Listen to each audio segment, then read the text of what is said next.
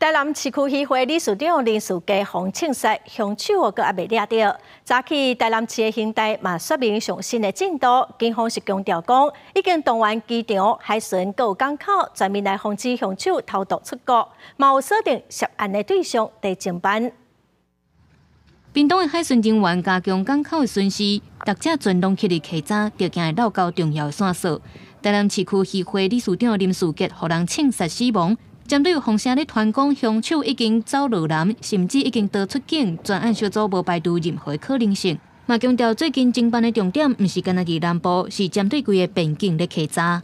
无论如何，嫌犯的影像我们会去做比对，然后我们会做他的跑步的比对，然后身份的查证，还有一些他的曾经待过的地方，海防各方面，不是只有您讲的那个地方，事实上很多，包括我们这边的沿海。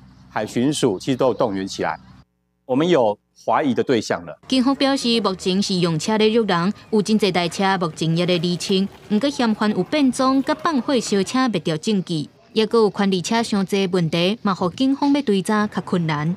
最主要就是我们的方向就是以车追人，虽然说权力车的问题存在，这个部分我们警方也有我们调查的方法。虽然说它是权力车，但是我们仍然会有办法。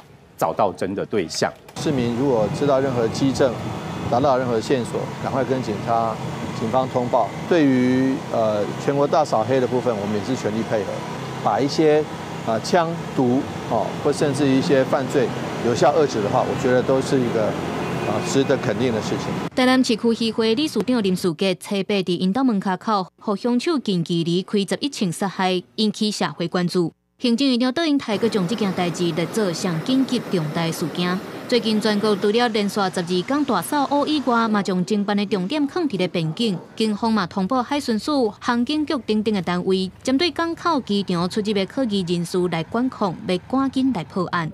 记者综合报道。